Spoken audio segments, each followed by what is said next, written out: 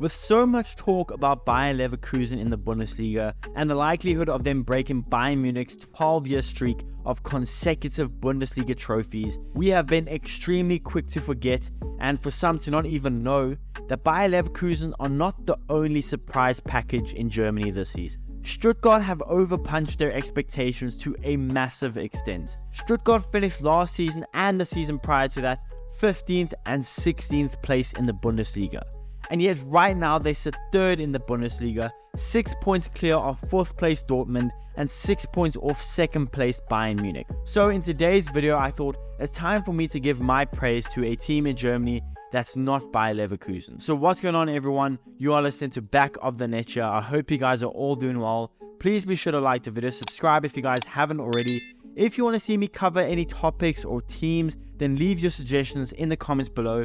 And without any further ado, let's get into it. Just 1 year ago, Stuttgart found themselves in a tough position. Pellegrino Materazzo's men had failed to win any of their 9 Bundesliga fixtures. Up to the sacking of Materazzo, Stuttgart collected a pathetic 5 points from a possible 27 and looked flat out hopeless. Michael Wimmer would then take over Stuttgart as a temporary manager, where they won 3 games from 6 before the World Cup break. And at the World Cup break, Stuttgart sat 16th in the table with 14 points from 15 games. Stuttgart then got rid of their temporary manager and brought in a former manager in Bruno Labbadia, where they still found no success, and he got sacked just 4 months later. Playing 11 games and winning just 1, there was no surprise there. But eventually Stuttgart found their man, Sebastian Hoeneß. Hoeneß spent 11 years playing for Hertha Berlin reserves, and when he retired,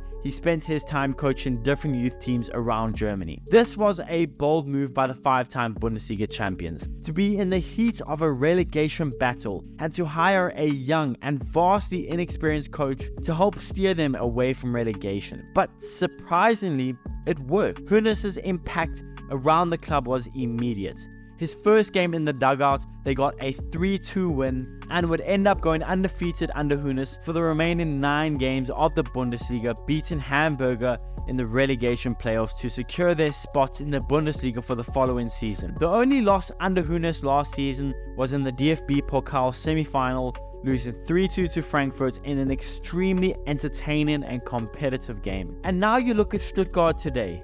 This young, inexperienced German coach has taken a club that has been regular relegation scrappers to looking like they could finish in the Champions League spots. In the summer, 8 players left the club through transfers or just contracts expiring, including losing key players like Endo going to Liverpool and former Arsenal man Mavropanos going to West Ham. Not to mention Borna Sosa also leaving to Ajax. Stuttgart bought in 6 players through permanent transfers and a further 3 players on loan. Though a lot of these transfers at the time seemed somewhat insignificant, these transfers have turned out to be masterstrokes by the German fallen giants. Angelo Stiller has been very impressive for Stuttgart this season and was bought in for just 5.6 million euros from Hoffenheim. Mittelstadt, I think is how you pronounce it, was brought in for just 800,000 euros from Hertha Berlin, and he has been one of Stuttgart's best players. But the 2 main transfers for Stuttgart are that of Dennis Undav, who was loaned to Stuttgart from Brighton with a buyout fee that is performance-based, making it very tricky for Stuttgart to buy him at the end of the season, but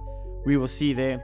Dennis has 14 goals and 4 assists from just 19 games in the Bundesliga. The 27-year-old is in the form of his life. And someone somehow even more impressive than Dennis is Serhou Guirassy. Yes, I apologize if I've mispronounced that as well. I'm not French, don't blame me. Guirassy joined Stuttgart from Rennes for just 9 million euros and has been a revelation for the club, having 18 goals and 1 assist in just 17 games in the Bundesliga, only starting 14 of them. Guirassy started their campaign scoring 10 goals in his first 5 games of the season, equaling the previous record set by none other than Robert Lewandowski. He has been phenomenal for Stuttgart, and him and Dennis have been a key reason why Stuttgart have been so good this season. Last season, Stuttgart only scored 45 goals the entire Bundesliga campaign, but have already scored 52 goals this season with 11 games still to play. More notable transfers is that of German goalkeeper Alex Nübel